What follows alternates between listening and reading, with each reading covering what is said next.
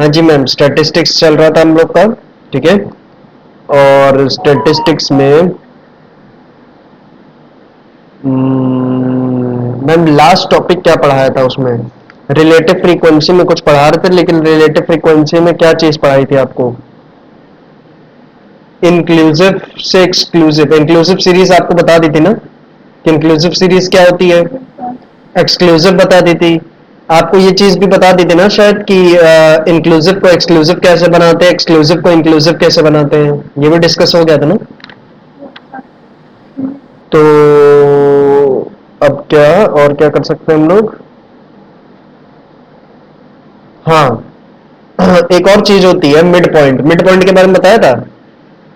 कोई भी क्लास होता है उसका मिड पॉइंट क्या होता है?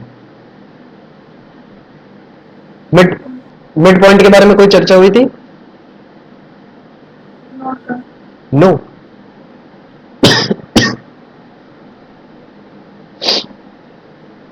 देखो, जैसे कि मेरी क्लास है, उस दिन कौन कौन सी क्लासें ली थी? उस दिन जो क्लासें ली थी, एक थी जैसे 43.5 से लेकर 48.5। ठीक है। 48.5 से लेकर 53.5।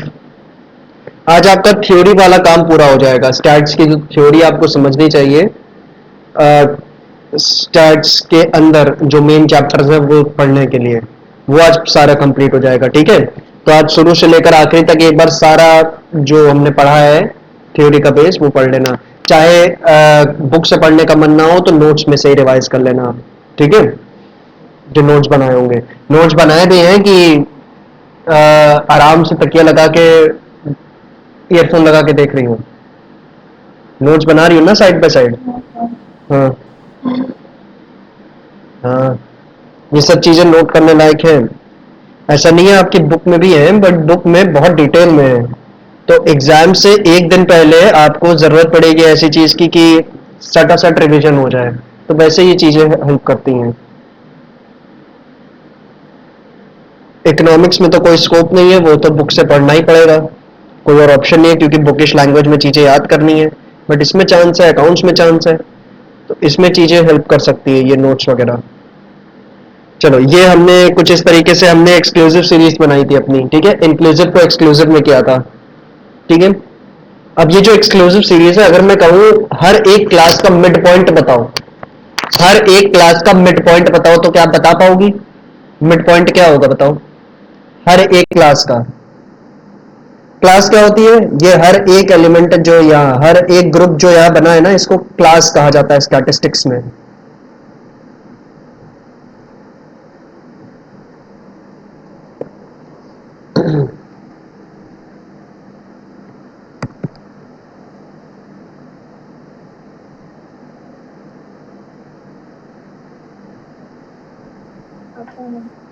पता नहीं, मिड पॉइंट से क्या समझती हो? बीच का पॉइंट है ना। और अगर मैं कह रहा हूं हर एक क्लास का मिड पॉइंट निकालो, तो मैं क्या कह रहा हूं? हर एक क्लास का बीच का पॉइंट निकालो। तो हर एक क्लास में बीच का पॉइंट क्या होगा बताओ?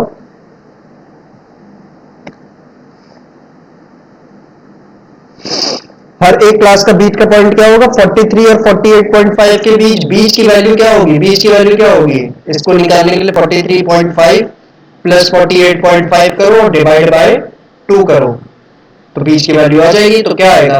43 प्लस 48 होता है 91, और 0.5 92 हो गया, तो ये आएगा 46। ठीक है, तो बीच की वैल्यू क्या है? 46। ठीक है।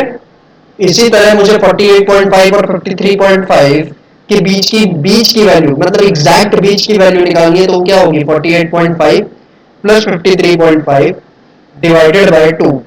ठीक है। तो ये आएगा 51। ठीक है।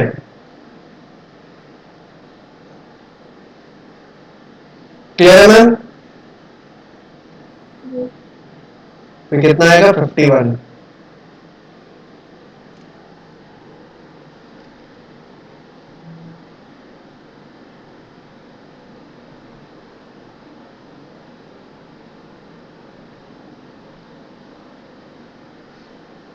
चलो, इसी तरह मुझे बाकी चार के मिड पॉइंट्स बताओ क्या होंगे बाकी चार क्लासेस के।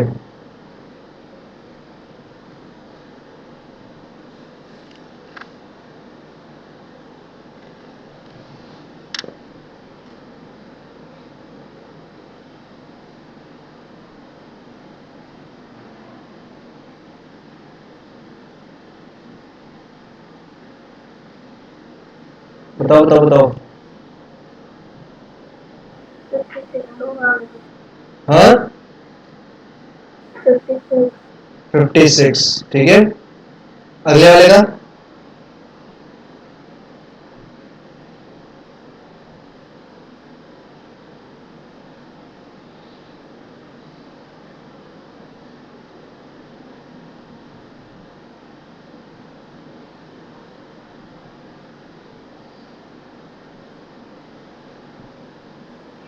61 बिल्कुल सही, ठीक है। अब बाकी दो भी बता दो तो फिर इसका एक तरीके से फॉर्मूला लिख लेते हैं। वैसे मैं कह रहा हूँ कि फॉर्मूले जितना जितना अननेसेसरली फॉर्मूले वे में याद करने चाहिए, ठीक है। वरना स्टार्ट में बहुत लंबी लिस्ट बन जाएगी, 4 पन्ने के मतलब 40 पन्ने के फॉर्मूले ही बन जाएंगे याद करने के लिए।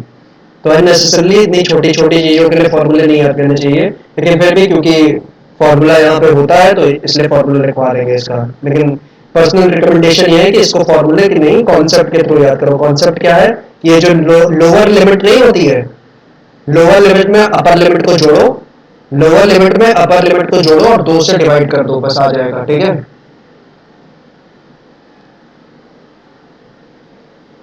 लास्ट टू बताओ। 66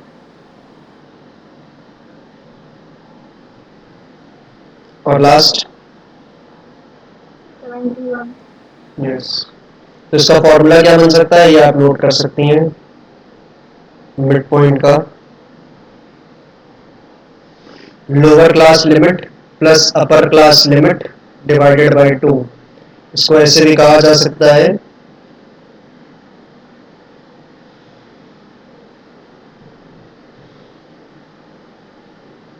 lower class boundary plus upper class boundary divided by 2, ठीक है। क्या मैं इसको रब कर दूं? जी सर। चलो, अब हम नया कॉन्सेप्ट देखने जा रहे हैं, क्यूमुलेटिव फ्रीक्वेंसी क्या होती है, ठीक है। फ्रीक्वेंसी का मतलब तो आप जानती है, जरा मुझे बताओ फ्रीक्वेंसी का मतलब क्या होता है। कितनी बार रिपीट हो रहा है वेरिएबल। हाँ, वेरिएबल अपने आप को कितनी बार रिपीट कर रहा है, इसको हम फ्रीक्वेंसी कहते हैं,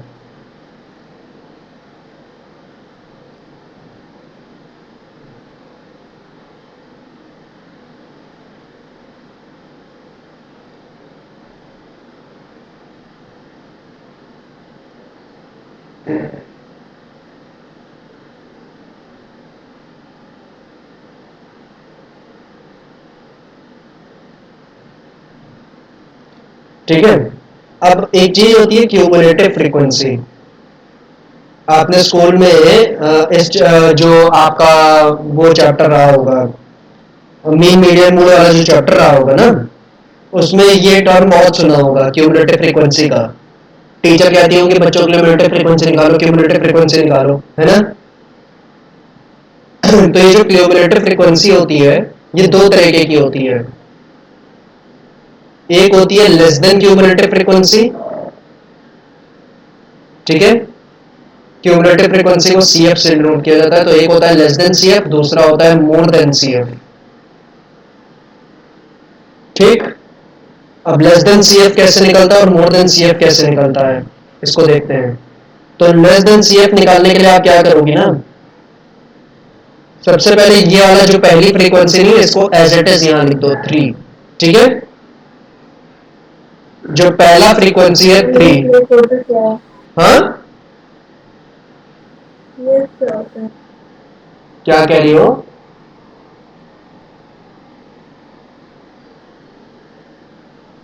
नहीं, क्या कह रही हैं आप? आपकी आवाज की वॉल्यूम धीमे नहीं आ रही है, आप थोड़ा तेज बोल रही है, तो इसलिए शायद समझ में नहीं आया। अब आप मैसेज लिखना शुरू कर देंगी। मैं कह रहा हूँ वॉल्यूम का इश्यू नहीं है, आपने शायद थोड़ा तेज बोल दिया इसलिए नहीं समझ में आया। सीएफ का मतलब क्या होता है? Frequency, cumulative frequency. Cumulative word का क्या मीनिंग होता है? कंबाइंड, ठीक है, कंबाइंड। और फ्रीक्वेंसी का मतलब तो आप जानते ही हैं। तो क्यूमुलेटिव फ्रीक्वेंसी क्या है? कंबाइंड फ्रीक्वेंसी है। कंबाइंड फ्रीक्वेंसी किस तरीके से है कि वो आप उसके लिए जरा इसका तरीका देख लीजिए कि निकलती कैसे, उससे आप समझ जाएंगे कि ये कंबाइंड फ्रीक्वेंसीज को क्यों कहा जाता है, ठीक है। तो ये लेस देन सी एफ कैसे आएगा, सबसे पहली फ्रीक्वेंसी जो है 3, इसको एज इट इज लिख दिया मैंने, ठीक है।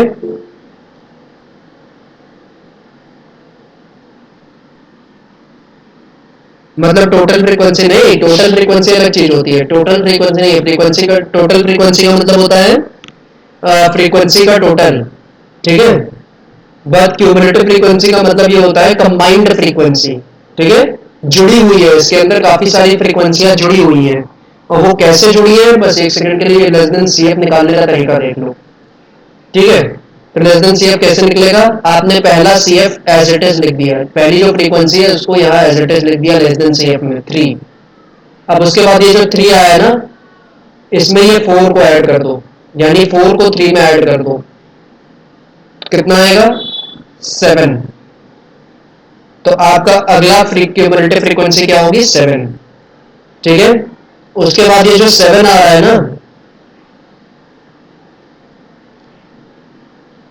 उसमें 5 ऐड कर दिया जाएगा, 5 को 7 में ऐड कर दिया जाएगा, तो कितना होगा 12, कितना आएगा 12।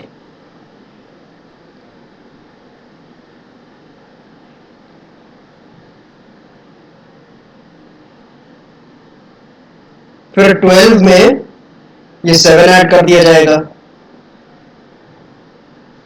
तो कितना आएगा 19।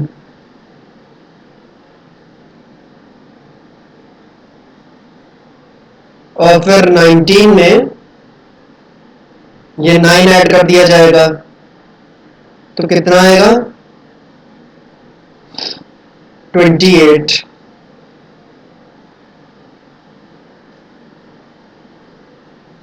ठीक है,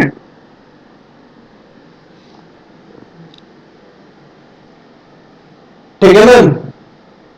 तो आप तरीका समझ रही है कि इसको क्यूमुलेटिव फ्रीक्वेंसी की कहा जा रहा है, कि आप यहाँ पे कोई भी फ्रीक्वेंसी निकालें, इस फ्रीक्वेंसी में कोई भी फ्रीक्वेंसी पिक करें, जैसे कि आपने पिक किया ये 7, ठीक है। तो इस 7 के अंदर ये 48.5 से लेकर 53.5 की फ्रीक्वेंसी जो जुड़ी हुई है, साथ ही साथ ये वाला जो ग्रुप है 43.5 से 48.5, जो पहला वाला ग्रुप है, ठीक है, जो पहला वाला ग्रुप है, मैं इनको नाम दे देता हूं ऐसे 1 2 3 4 करके, 1 2 3 इन ग्रुप्स को, ताकि समझाने में आसानी हो। तो जो दूसरा ग्रुप है जिसकी क्यूमुलेटिव फ्रीक्वेंसी 7 आ रही है, तो उसके अंदर दूसरे ग्रुप की फ्रीक्वेंसी तो है ही, साथ ही साथ पहले ग्रुप की फ्रीक्वेंसी भी जुड़ी हुई है ना, इसीलिए इसको क्यूमुलेटिव फ्रीक्वेंसी कहा जाता है, क्योंकि इसके अंदर खुद की फ्रीक्वेंसी तो होती ही है, साथ ही साथ दूसरे ग्रुप्स की फ्रीक्वेंसी भी इसके अंदर जुड़ी होती है, क्यूमुलेट रहती है, इस वजह से इसको क्यूमुलेटिव फ्रीक्वेंसी कहा जाता है, ठीक है। जैसे कि ये 19 को पिक करो, 19 के अंदर जो चौथे ग्रुप की फ्रीक्वेंसी है वो तो है ही है, साथ ही साथ पहले दूसरे तीसरे ग्रुप की भी जो फ्रीक्वेंसी है वो भी क्यूमुलेटेड है, ठीक है, वो भी क्यूमुलेट हो रखी है इसके अंदर, इसी वजह से इसको क्यूमुलेटिव फ्रीक्वेंसी कहा जाता है। क्या ये बात समझ में आ रही है कि इसको क्यूमुलेटिव फ्रीक्वेंसी क्यों कहा जाता है? हाँ, बोलो। हाँ, कोई डाउट है इस बात में? अगर डाउट ना हो तो मुझे लास्ट वाली क्यूमुलेटिव फ्रीक्वेंसी बताओ क्या आएगी।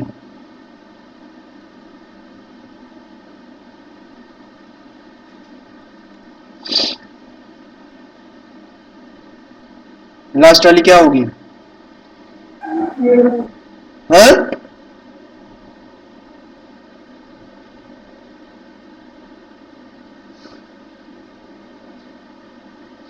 बोलो। पहले तो मुझे बताओ क्यूमुलेटिव फ्रीक्वेंसी का मतलब समझ में आया कि नहीं? क्यूमुलेटिव फ्रीक्वेंसी का मतलब समझ में आया? हाँ, यस। तो लेस देन सी एफ कैसे हाँ, नहीं समझ में आया है?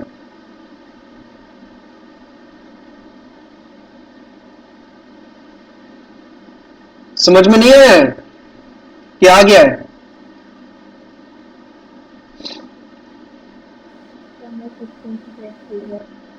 अरे मैम, आप पता नहीं क्यों आपकी आवाज धीमी हो गई अब फिर से। चलो, आपकी क्लास में लग रहा है ये चैट बॉक्स ही का सहारा है। बोलो। नहीं समझ आया कि लेस देन कहाँ से आया? अच्छा, देखो, क्लैरिफाई करो थोड़ा कि इसको सीएफ क्यों कह रहे हैं, ये चीज समझ में आई कि नहीं? इसको क्यूमुलेटिव फ्रीक्वेंसी क्यों कह रहे हैं, ये बात समझ में आई कि नहीं? लेस देन क्यों कहा जा रहा है और मोर देन क्या चीज है, वो उसके बीच डिस्टिंक्शन क्या है वो हम लोग बाद में देखेंगे। अभी नहीं, क्यूमुलेटिव क्यों कहा जा रहा है ये भी नहीं समझ में आ रहा। मैं वही तो आपको समझाने की कोशिश कर रहा हूं कि इसको हमने निकाला कैसे है, फिर से रब करते हैं और फिर से निकालते हैं। कि हमने 3 को एज इट इज यहां लिख दिया, जो फर्स्ट फ्रीक्वेंसी है हमारे फर्स्ट ग्रुप की जो फ्रीक्वेंसी है उसको एज इट इज वहां लिख दिया है। ठीक है, फर्स्ट ग्रुप की फ्रीक्वेंसी को एज इट इज वहां लिख दिया है। अब ये जो नेक्स्ट फ्रीक्वेंसी है 4, वो इस 3 में ऐड कर दी जाएगी। ठीक है, 4 इस ग्रुप में 4 जो है इस 3 में ऐड कर दिया जाएगा और जो हमारी फ्रीक्वेंसी आएगी यानी 7, वो यहां हमारी नेक्स्ट ग्रुप की यानी सेकंड ग्रुप की क्यूमुलेटिव फ्रीक्वेंसी होगी। ठीक है, करेक्ट है ये बात? अब जो नेक्स्ट फ्रीक्वेंसी है 5, वो इस 7 में ऐड की जाएगी। ठीक है, और जो रिजल्टेंट होगा यानी 12, 12 क्या होगा? 12 यहां पे लिखा जाएगा as next cumulative frequency for third group. ठीक है, उसके बाद 7, हमारे पास क्या है 7 अगला फ्रीक्वेंसी, तो 7 इस 12 में ऐड किया जाएगा। ठीक है, और फिर जो रिजल्टेंट होगा यानी 19, 19 क्या होगा? चौथे ग्रुप की क्यूमुलेटिव फ्रीक्वेंसी होगी। और फिर हमारी फ्रीक्वेंसी कितनी है? 9, 9 को इस 19 में ऐड करेंगे और फिर जो रिजल्टेंट होगा यानी 28, वो हमारे नेक्स्ट ग्रुप यानी फिफ्थ ग्रुप की क्यूमुलेटिव फ्रीक्वेंसी होगी। आप प्रक्रिया को समझिए कि हो क्या रहा है। अब मैं आपसे ये पूछूं कि फर्स्ट ग्रुप में की क्यूमुलेटिव फ्रीक्वेंसी क्या है? 3। तो इस 3 में क्या केवल फर्स्ट ही ग्रुप की फ्रीक्वेंसी शामिल है? तो आप कहेंगे हाँ, इसके अंदर सिर्फ फर्स्ट ग्रुप की ही फ्रीक्वेंसी शामिल है, पूरी तरह से इसके अंदर केवल फर्स्ट ग्रुप की फ्रीक्वेंसी शामिल है। ठीक है, लेकिन अगर मैं पूछूं ये सेकंड वाला ग्रुप की जो क्यूमुलेटिव फ्रीक्वेंसी है 7, अगर मैं आपसे ये सवाल इसके लिए पूछूं कि क्या इसके अंदर केवल सेकंड ग्रुप की ही फ्रीक्वेंसी शामिल है, केवल और केवल इस 7 के अंदर केवल सेकंड ग्रुप की ही फ्रीक्वेंसी है, तो आप कहेंगे नहीं, इसके अंदर सेकेंड ग्रुप की 4 फ्रीक्वेंसी जो है वो तो है ही है, लेकिन इसके साथ साथ फर्स्ट ग्रुप की 3 फ्रीक्वेंसी भी है। 4 और 3 जोड़ के ही तो 7 बना है। ठीक है, तो इसमें आप कहेंगी सेकेंड ग्रुप की 4 फ्रीक्वेंसी और फर्स्ट ग्रुप की 3 फ्रीक्वेंसी दोनों जुड़ी हुई है, दोनों शामिल है इसके अंदर, दोनों कंबाइंड है, दोनों क्यूमुलेटेड है। ठीक है, इसी तरह मैं आपसे पूछूं 12 में जो थर्ड ग्रुप की क्यूमुलेटिव फ्रीक्वेंसी है, तो अगर ये सवाल मैं आपसे पूछूं कि क्या इसके अंदर केवल थर्ड ग्रुप की फ्रीक्वेंसी है, नहीं, आप कहेंगे थर्ड ग्रुप की 5 फ्रीक्वेंसी तो है ही, साथ ही साथ सेकंड ग्रुप की 4th फ्रीक्वेंसी भी शामिल है और फर्स्ट ग्रुप की 3 फ्रीक्वेंसी भी शामिल है। तो मैं आपसे कहूंगा बिल्कुल सही बात है, इसके अंदर तीनों ग्रुप की फ्रीक्वेंसी शामिल है, तीनों ग्रुप की फ्रीक्वेंसीज कंबाइंड, तीनों ग्रुप की फ्रीक्वेंसीज क्यूमुलेटेड है। ठीक है, अब 19 के लिए चीज देखते हैं, समझ में आ रहा है कि नहीं, बताओ। लेस देन फ्रीक्वेंसी क्यों निकाल रहे हैं, इसका पर्पस क्या है, वो तो थोड़ी देर बाद समझेंगे। मुझे ये बताओ कि क्यूमुलेटिव फ्रीक्वेंसी क्या होता है, ये बात समझ में आ रही है ना? और लेस देन सीएफ निकाल कैसे रहे, ये बात समझ में आ रही है ना? लेस देन सीएफ और मोर देन सीएफ में फर्क क्या है वो बाद में देखेंगे। ठीक है, और लेस देन सीएफ और more than CF graphical point of view से निकाला जाता है, क्योंकि कुछ ग्राफ्स बनाने में यह हेल्प करता है हमें। ठीक है, कुछ सर्टेन ग्राफ्स हैं जो अभी आप आगे पढ़ेंगी ये डायग्रामेटिक प्रेजेंटेशन में। ठीक है, तो उसमें आपको हेल्प करता है ये लेस देन सी एफ और मोर देन सी एफ। ठीक है, तो पहले मुझे बस दो सवालों के जवाब दो कि क्या सी एफ क्या होता है, ये चीज समझ में आ रही है, और लेस देन सी एफ निकाला कैसे जा रहा है, ये बात समझ में आ रही है। दोनों बातें बताओ। हाँ ठीक है, चलो अब मैं आपसे यही सवाल 19 के लिए पूछूं कि क्या 19 में केवल फोर्थ ग्रुप की फ्रीक्वेंसी शामिल होगी। आप कहेंगी नहीं, यहां फोर्थ ग्रुप की 7 फ्रीक्वेंसी भी है, थर्ड ग्रुप की 5 फ्रीक्वेंसी भी है, सेकेंड ग्रुप की 4 फ्रीक्वेंसी भी है, और थर्ड ग्रुप की फर्स्ट फ्रीक्वेंसी भी है। ठीक है, तो इसमें 4 ग्रुप की फ्रीक्वेंसी शामिल है, 4 ग्रुप की फ्रीक्वेंसी कंबाइंड या क्यूमुलेटेड है। इसी तरह 28 में क्या केवल इसमें फिफ्थ ग्रुप की फ्रीक्वेंसी है? नहीं, इसमें फिफ्थ ग्रुप की 9 फ्रीक्वेंसी तो है, फोर्थ ग्रुप की 7 फ्रीक्वेंसी तो है, थर्ड ग्रुप की 5 फ्रीक्वेंसी तो है, सेकेंड ग्रुप की 4 फ्रीक्वेंसी तो है, और फर्स्ट ग्रुप की 3 फ्रीक्वेंसी तो है। ठीक है, तो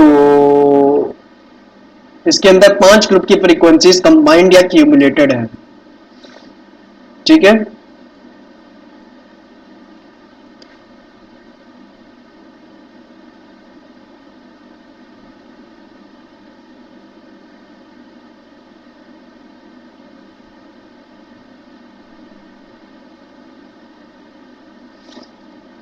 तो इस लास्ट ग्रुप का क्यूमुलेटिव फ्रीक्वेंसी कितना आएगा? 28 प्लस 8 कितना? 36 सिक्स ग्रुप का। क्या क्लियर है आपको ये बात कि लेस देन सी एफ कैसे आता है और क्यूमुलेटिव फ्रीक्वेंसी का मतलब क्या होता है? बताओ, क्या खोलना था? ये खोलना था। हम्म, चलो ठीक है। अब आपका ये सवाल ये किया क्यों इसलिए जा रहा है? ये किया इसलिए जा रहा है क्योंकि सर्टेन ग्राफ्स आप आगे पढ़ेंगे जिसमें लेस देन सी एफ और मोर देन सी एफ बहुत हेल्प करता है हमें उन ग्राफ्स को प्लॉट करने में। ठीक है, तो उन ग्राफ्स को प्लॉट करने के लिए आपको लेस देन सी एफ और मोर देन सी एफ का ये कॉन्सेप्ट पढ़ना पड़ता है। ठीक है, उसके अंदर डायरेक्टली आप फ्रीक्वेंसी को प्लॉट नहीं कर सकती, आपको क्यूमुलेटेड फ्रीक्वेंसी को प्लॉट करना होता है। ठीक है, चलो अब हम देखते हैं मोर देन सी एफ क्या होता है और ये किस तरीके से अलग होता है लेस देन सी एफ से। तो मोर देन सी एफ बिल्कुल उल्टा होता है लेस देन सी एफ का मैम। ठीक है, जिस तरीके से लेस देन सी एफ बन रहा था ठीक उसकी उल्टी तरीके से मोर देन सी एफ बनता है। कैसे? इसको ठीक उल्टा बनाया जाता है। जो लास्ट एलिमेंट है, अच्छा अब देखो लेस देन सी एफ की लास्ट वैल्यू क्या है? 36, और आपका टोटल फ्रीक्वेंसी भी कितना है? 36। तो यानी लेस देन वैल्यू की जो last less than C F की जो लास्ट वैल्यू होती है ना, वो हमेशा टोटल फ्रीक्वेंसी के बराबर होती है। और टोटल फ्रीक्वेंसी स्वयं किसके बराबर होता है? नंबर एन, एन यानी नंबर ऑफ ऑब्जर्वेशंस के बराबर होता है। और नंबर ऑफ ऑब्जर्वेशंस क्या होता है? पिछली क्लास में आपको बताया था। मुझे आंसर बताओ इसका जरा, नंबर ऑफ ऑब्जर्वेशंस क्या होता है?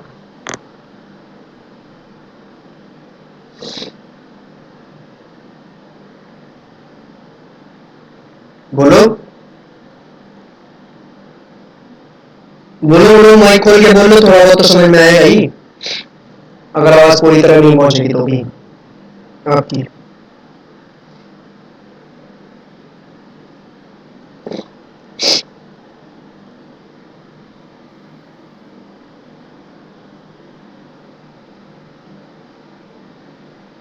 लो फिर यहाँ भी लिखना पड़ेगा। बताओ, यहीं पे लिख के बताओ नंबर ऑफ ऑब्जर्वेशन का क्या मतलब बताया था।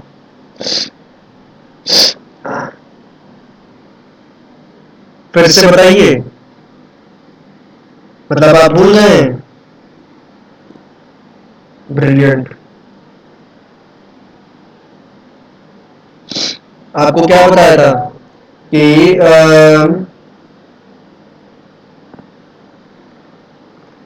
जितने भी फिर से बता दीजिए, less than frequency, less than frequency फिर से बताए।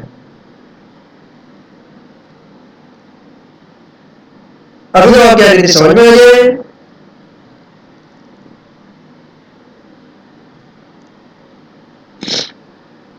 अच्छा, अरे मैं आपसे सीधी सीधी बात ये कह रहा था कि लेस देन फ्रीक्वेंसी की लास्ट वैल्यू क्या है? 36। बस इसको ऑब्जर्व करो कि क्या ये हमारे टोटल फ्रीक्वेंसी यानी 36 के बराबर है कि नहीं। आप कहेंगे बिल्कुल सर 36 और 36 बराबर ही तो होता है। तो यही मैंने बस एक छोटी सी बात लिख दी है कि लेस देन फ्रीक्वेंसी जो है, लेस देन सी एफ की जो लास्ट वैल्यू होती है वो टोटल फ्रीक्वेंसी के बराबर होती है। तो आप कहेंगे हाँ बिल्कुल बात तो सही है, प्रूव भी हो गया ये बात। और जो टोटल, मैंने आपको पिछली क्लास में ये बात बताई थी कि टोटल फ्रीक्वेंसी जो होती है ना वो हमारे n यानी नंबर ऑफ ऑब्जर्वेशंस के बराबर होती है। तो इसीलिए तीनों चीजें आपस में बराबर होंगी। अब इसी के लिए मैं आपसे ये पूछा था कि क्या आपको ये याद है कि मैंने नंबर ऑफ ऑब्जर्वेशंस का क्या मतलब बताया था आपको? जी, तो बताइए नंबर ऑफ ऑब्जर्वेशंस का क्या मतलब था?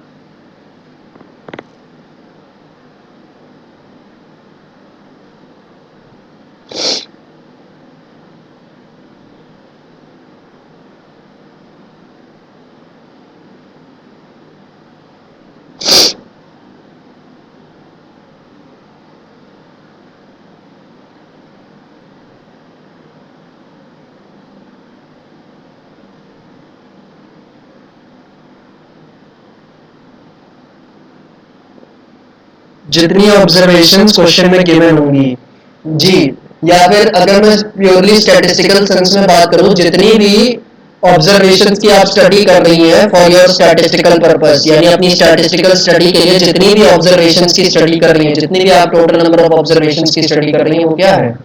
आपका नंबर ऑफ ऑब्जर्वेशंस है। ठीक है, तो यानी लेस देन सी एफ की लास्ट वैल्यू वो टोटल फ्रीक्वेंसी के बराबर होती है और वो नंबर ऑफ ऑब्जर्वेशंस के बराबर होती है। ठीक है, अब हम देखते हैं मोर देन सी एफ कैसे निकालते हैं। तो मोर देन सी एफ ठीक उल्टे तरीके से निकलता है जैसे लेस देन सी एफ निकलता है। ठीक है, तो मोर देन सी एफ ठीक लेस देन सी एफ के उल्टे तरीके से निकलता है, बिल्कुल उसका ऑपोजिट है। तो मुझे ये बताओ कि निकालना शुरू करूं कि ना करूं? मोर देन सी एफ शुरू करूं? ओके,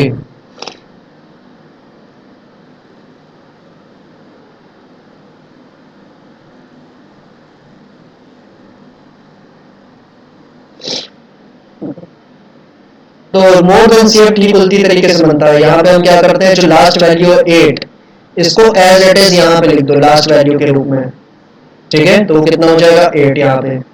ठीक है, अब उसके बाद ये जो नेक्स्ट उल्टा चलना है चीजें, उसके बाद ये जो नेक्स्ट वैल्यू है यहाँ पे 9, 9 में 8 को ऐड कर दो, कितना हो जाएगा 17।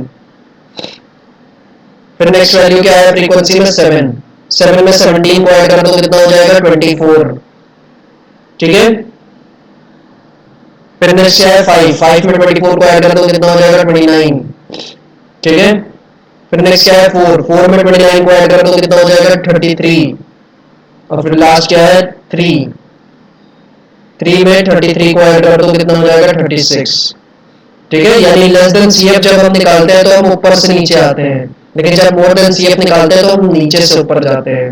ठीक है, क्या ये चीज क्लियर है? और क्या लेस देन सी एफ और मोर देन सी एफ में फर्क समझ में आया कि लेस देन सी एफ जो होता है वो ऊपर से नीचे के क्रम में बनता है और जो मोर देन सी एफ होता है वो नीचे से ऊपर के क्रम में बनता है। ठीक है,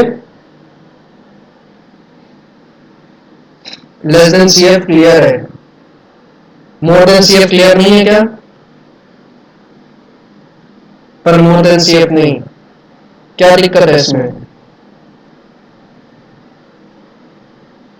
मोर देन सी एफ ठीक उल्टी तरीके से ही तो बन रहा है जैसे वो बन रहा था। इसमें हम नीचे से ऊपर जा रहे हैं, उधर ऊपर से नीचे आ रहे थे। ठीक है, इसको रब कर देता हूं 1 सेकेंड।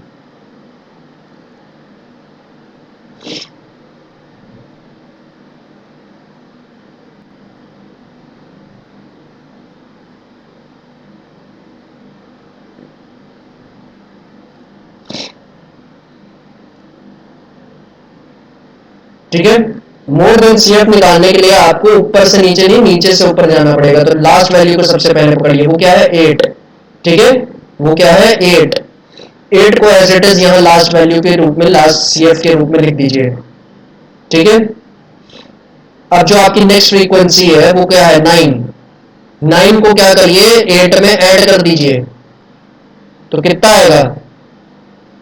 तो आएगा 17। तो आपकी फिफ्थ ग्रुप की सी एफ क्या बन जाएगी 17।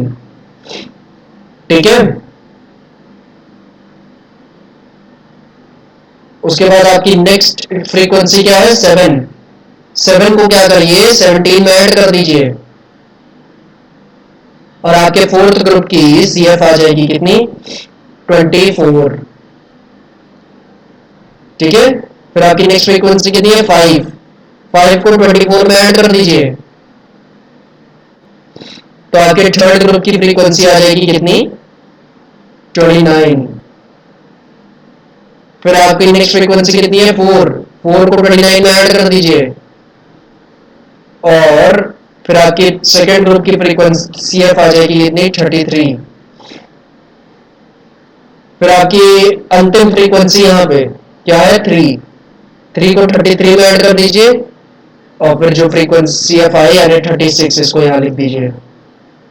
क्या क्लियर है कि मोर देन CF कैसे बन रहा है, मोर देन CF कैसे निकाला जा रहा है और इसमें और लेस देन CF में क्या फर्क है।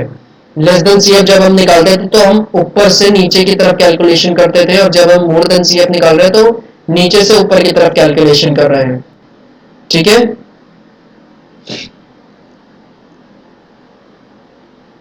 बताओ। यस सर, चलो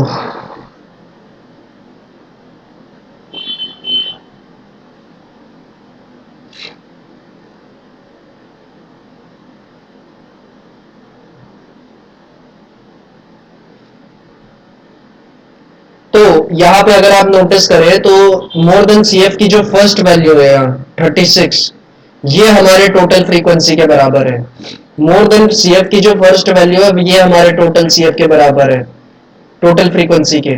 तो मोर देन CF की फर्स्ट वैल्यू किसके बराबर होती है, यानी टोटल फ्रीक्वेंसी के,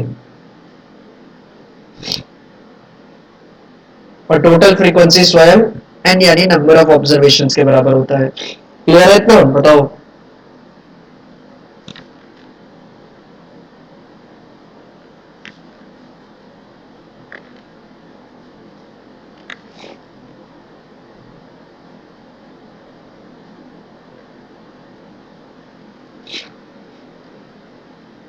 क्लियर है मैम?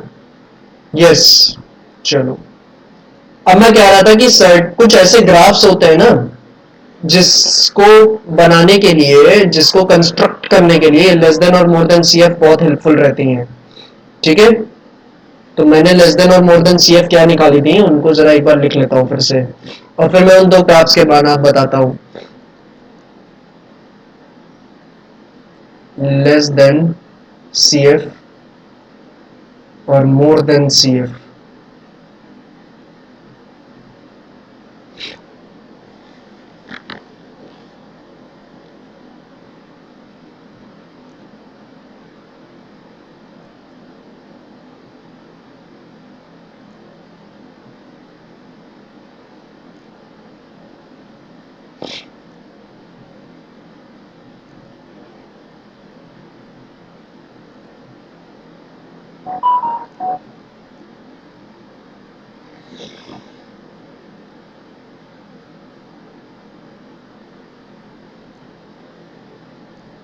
लेस देन CF की मदद से बनता है, लेस देन CF जो है तो उसकी मदद से हम बनाते हैं लेस देन ओजाइव कर्व।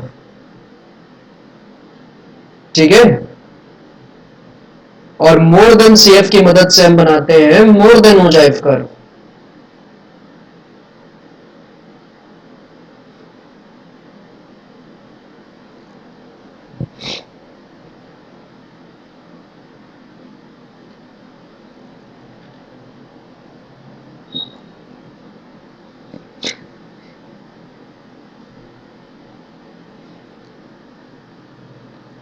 ठीक है, लेस देन CF की मदद से बनता है लेस देन ओजाइव कर्व और मोर देन CF की मदद से बनता है मोर देन ओजाइव कर्व। अब ये लेस देन ओजाइव कर्व और मोर देन ओजाइव कर्व कैसे बनता है, इसके लिए हमें कर्व बनाने पड़ेंगे ये। ठीक है, x 0 एंड y। मैं x पे लेता हूं आपके क्लासेस को। ठीक है, यहाँ पे जो क्लासेस हैं इनको यहाँ लेता हूं। तो क्लासेस को कैसे प्लॉट करेंगे, ये 43.5 इस तरीके से है ना।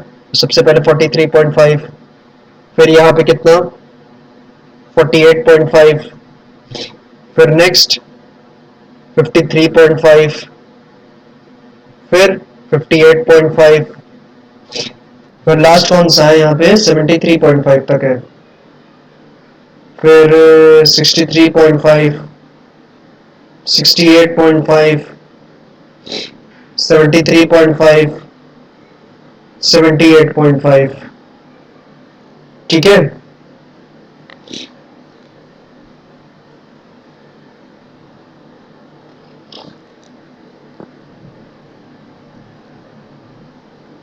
अब सबसे पहले हम क्या बनाने जा रहे हैं, लेस देन ओजाइव कर्व। और लेस देन ओजाइव कर्व को बनाने के लिए हमें क्या प्लॉट करना पड़ेगा, हमें फ्रीक्वेंसी नहीं प्लॉट करनी है, बल्कि ये जो less than frequency, cumulative frequency निकाली है, लेस देन सीएफ, इसको प्लॉट करना पड़ेगा।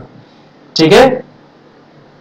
अगर हमें लेस देन ओजाइव कर्व बनाना है तो हमें फ्रीक्वेंसी नहीं प्लॉट करनी है, हमें प्लॉट करना है लेस देन सीएफ को। तो जो वाई एक्सेस है, वाई एक्सेस पे हम फ्रीक्वेंसी को नहीं बल्कि किसको रखेंगे, लेस देन सीएफ की वैल्यूज को रखेंगे। ठीक है। और लेस देन सीएफ की वैल्यूज किस प्रकार है, चार चार का डिफरेंस पे लेते हैं यहाँ पे, 4, 8, 12, 16, 20, 24, 28,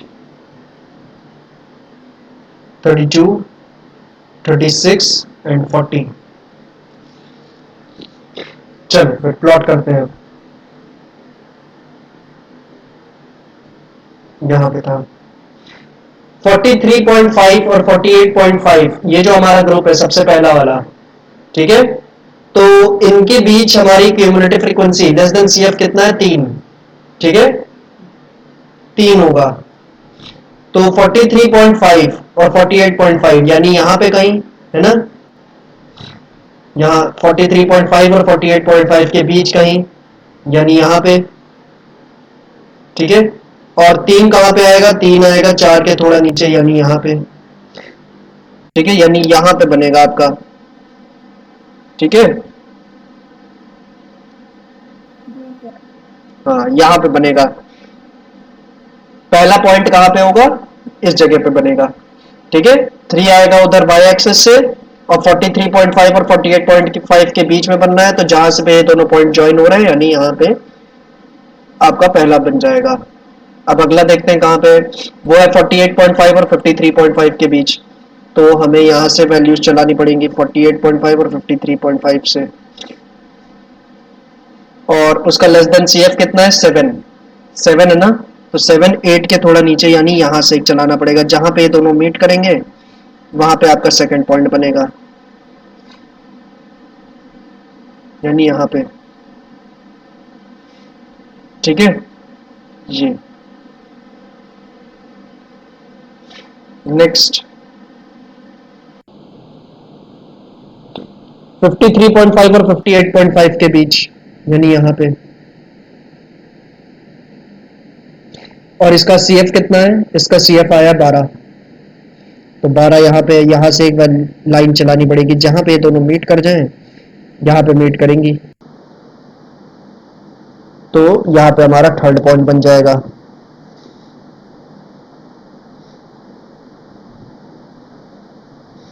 फिर 58.5 और 63.5 के बीच,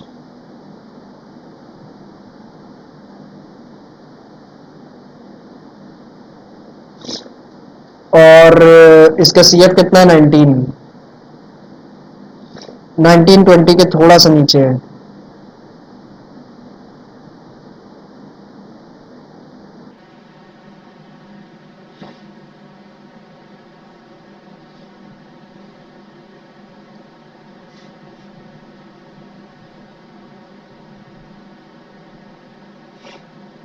फिर क्या है 63.5 और 68.5 के बीच,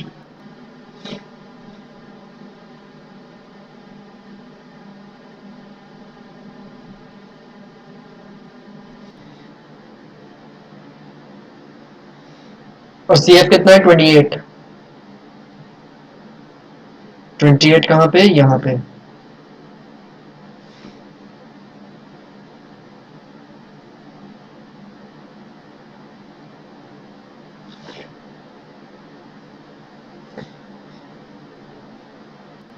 और लास्ट जो ग्रुप है उसका CF कितना होगा 36।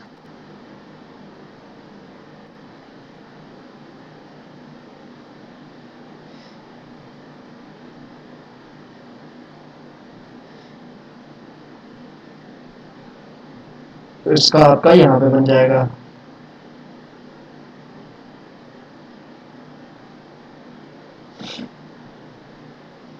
ठीक है, इन सभी डॉट्स को जो बनाया है आपने इनको ज्वाइन कर दो फ्री हैंड। और ये जो कर्व बना है ये आपका होता है लेस देन ओजाइव कर्व।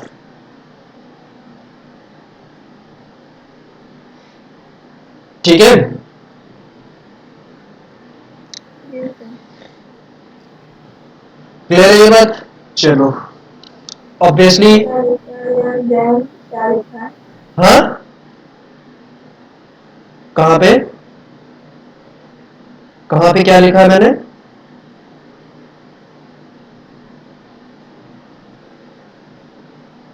कहाँ पे क्या लिखा है?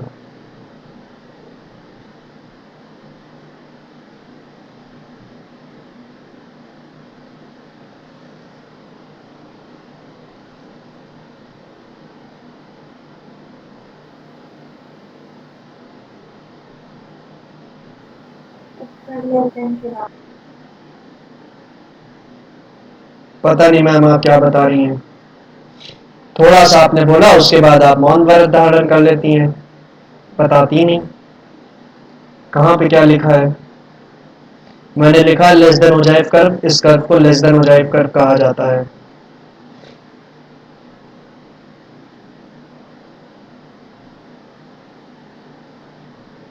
अब हम बनाएंगे more than ogive curve.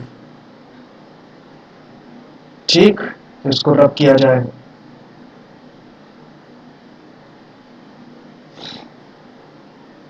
Oops,